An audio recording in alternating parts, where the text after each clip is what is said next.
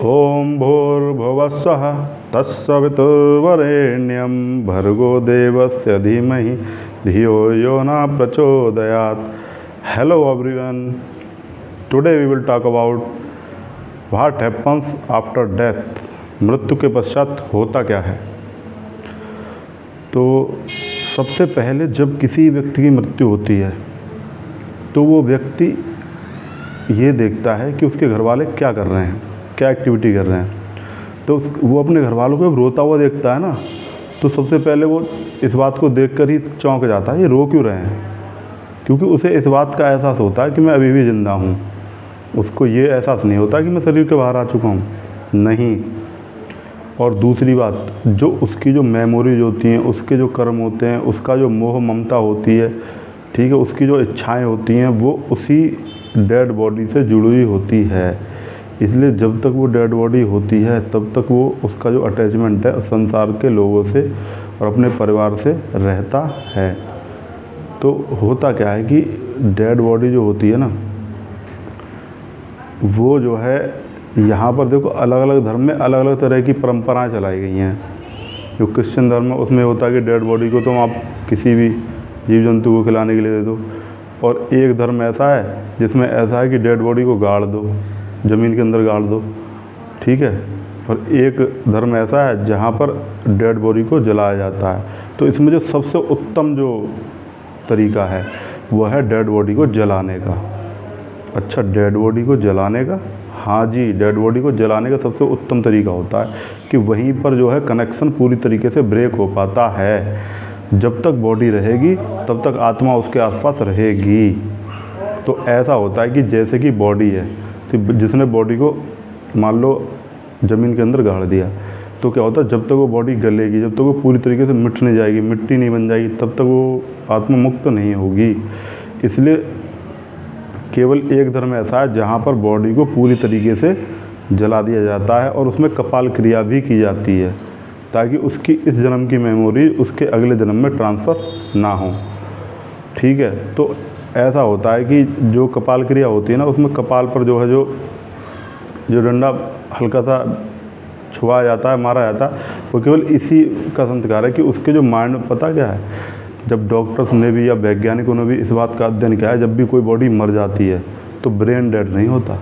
Body मर जाती है लेकिन ब्रेन डेड नहीं होता। तो ब्रेन को भी डेड करने के लिए और मेमोरी को डिलीट करने के लिए जन्म की, इसलिए कपाल क्रिया की जाती है। तो जो भी यादें होती हैं उसकी इस बॉडी से ही जुड़ी हुई होती हैं। जब बॉडी को जला दिया जाता है तभी वो आत्मा मुक्त होकर जा पाती है। तो कोई भी आत्मा उस शरीर के आसपास कब तक रहती है। देखो, जो निम्न श्रेणी की आत्माएं होती हैं और जो बहुत उच्च श्रेणी की आत्मा होती हैं, उनको जो है मुक्त होने में या दूसरा जन्म लेने में सबसे ज़्यादा प्रॉब्लम का सामना करना पड़ता है, क्योंकि उन्हें जो है उपयुक्त गर्भ नहीं मिल पाता है। लेकिन जो नॉर्मल होती हैं, जो सामान्य श्रेणी की होती हैं आत्माएं, उनको जो है आराम से दूसरा जन्म मिल जाता है और वो 3-4 दिनों में ही मुक्त हो जाते हैं।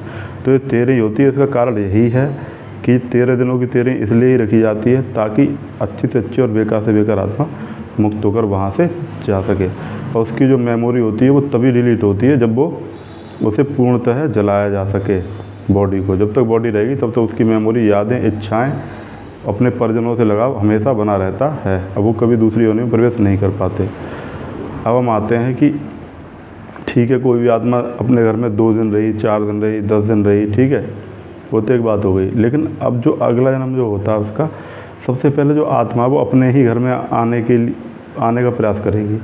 अगर घर में उसे अपने अनुसार अपने उपयुक्त गर्भ नहीं मिल पाता, फिर वो गाँव में ढूँढेगी। गाँव में मुझे उपयुक्त मिल जाए, मुझे इसी गाँव में इसी घर में जन्म लेना है। तो फिर अगर उसे वहाँ भी नहीं मिलता, फिर उसे जहाँ पे भी उपयुक्त गर्भ मिलेगा वहाँ पे उसे जन्म लेना पड़ेगा। क्योंकि कोई भी भटक के रहना नहीं चाहता है, वो भी चाहता है कि मुझे एक शरीर प्राप्त हो जाए।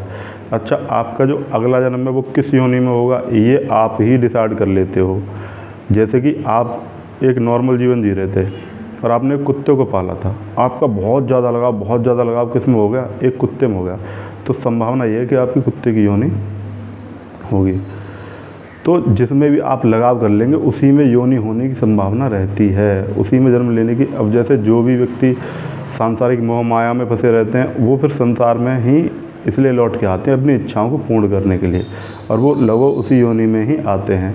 और एक यहाँ पर एक दुष्प्रचार फैल गया है कि जैसे ही किसी भी डेड बॉडी को जला दिया जाता है उसके बाद जो राख होती है उस पर जो चिन्ह बनकर मिलता है, ऐसी योनि को वो प्राप्त हुए हैं। ऐसा कुछ नहीं है।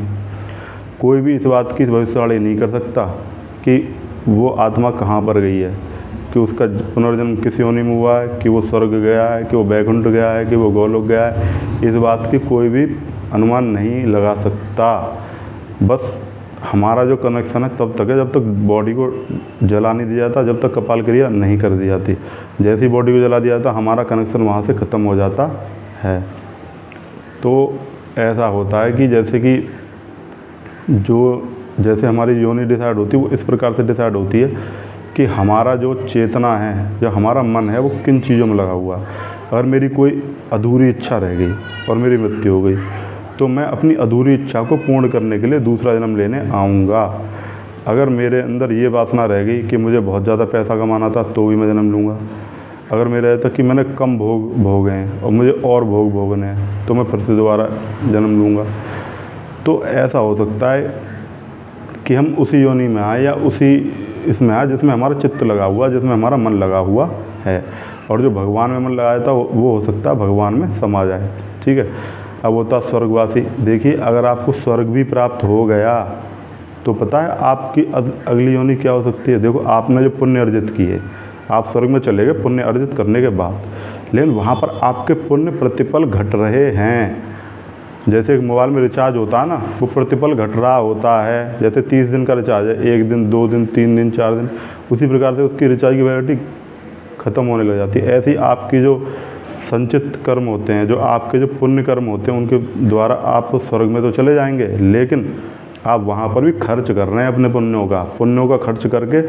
तो उसकी संभावना क्या रह जाती है। अगर कोई गॉड बन जाता है तो फिर वो डॉग भी बन सकता है। गॉड का उल्टा क्या होता है, GOD गॉड और DOG डॉग, यानी कि कोई देवता बन के भी कुत्ते की योनि में आ सकता है। यानी कि हमारे जो पुण्य हैं वो हमें स्वर्ग तो दिला देते हैं, लेकिन हमें लौट के फिर आना यही है। कहाँ तक हमें लौट के आना, स्वर्ग तक भी लौट के आना। ठीक है। लेकिन अगर हम परमात्मा की भक्ति करते हैं तो हमें लौट के आना नहीं होता है, हम मुक्त हो जाते हैं।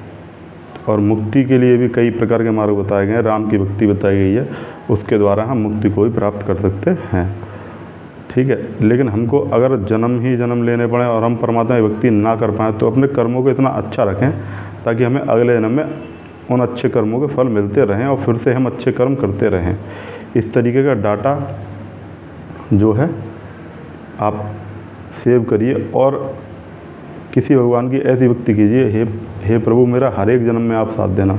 हे प्रभु हर एक जन्म में मुझे इस बात का पता है, आपकी मेमोरी तो चली जाती है, आपको जो ज्ञान है वो इसी जन्म में डिलीट हो जाएगा। तो अगले जन्म में जो जाएंगे तो आपको ये एहसास ही नहीं होगा कि मैं यहाँ पे परमात्मा की भक्ति करने के लिए आया हूँ या फिर इस तरीके से मुझे उन्नति करनी है। तो आपको जो है ना प्रत्येक जन्म में अच्छे कर्म करते करते ही आपकी अच्छी जन्म कुंडली और अच्छा जो है आपका जीवन होता चला जाता है। और आपको पूर्ण तरीके से इस जन्म और मृत्यु के चक्र से मुक्ति चाहिए तो आप परमात्मा की भक्ति से ही इसे प्राप्त कर सकते हैं। आज के लिए इतना ही। और मेरे वीडियोस अब ज़्यादा छोटे ही रहेंगे क्योंकि मेरे लाइक और सब्सक्राइबर बहुत कम है। Please like and subscribe my videos. और मैं आने वाले विषयों पर ज़रूर वीडियो बनाऊंगा। जो भी आपके प्रश्न होंगे वैसे ही वीडियो बनते चले जाएंगे। Thank you.